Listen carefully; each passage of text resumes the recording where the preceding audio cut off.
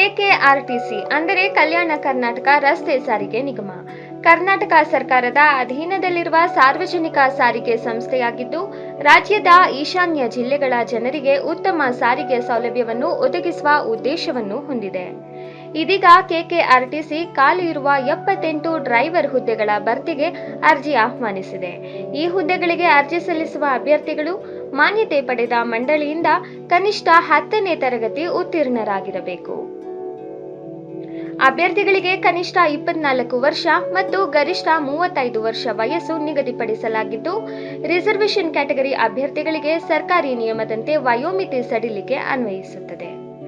ಅಭ್ಯರ್ಥಿಗಳಿಗೆ ಯಾವುದೇ ಅರ್ಜಿ ಶುಲ್ಕ ಇರುವುದಿಲ್ಲ. ಅರ್ಜಿ ಸಲ್ಲಿಸಿದ ಅಭ್ಯರ್ಥಿಗಳನ್ನು ಇಂಟರ್ವ್ಯೂ ಆಧಾರದ ಮೇಲೆ ಆಯ್ಕೆ ಮಾಡಲಾಗುತ್ತದೆ.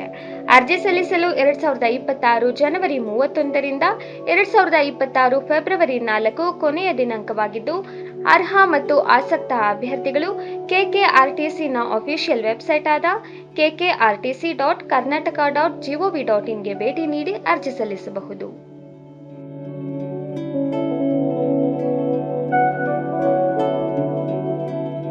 ಇದೇ ತರ ಹೆಚ್ಚಿನ ಮಾಹಿತಿಗಾಗಿ ಸವಾಲ್ ಟಿವಿಯನ್ನ ಸಬ್ಸ್ಕ್ರೈಬ್ ಮಾಡಿ, ಲೈಕ್ ಮಾಡಿ, ಶೇರ್ ಮಾಡಿ, ಹಾಗೆ ಬೆಲ್ ಬಟನ್ ಒತ್ತುವುದನ್ನು ಮರಿಬೇಡಿ.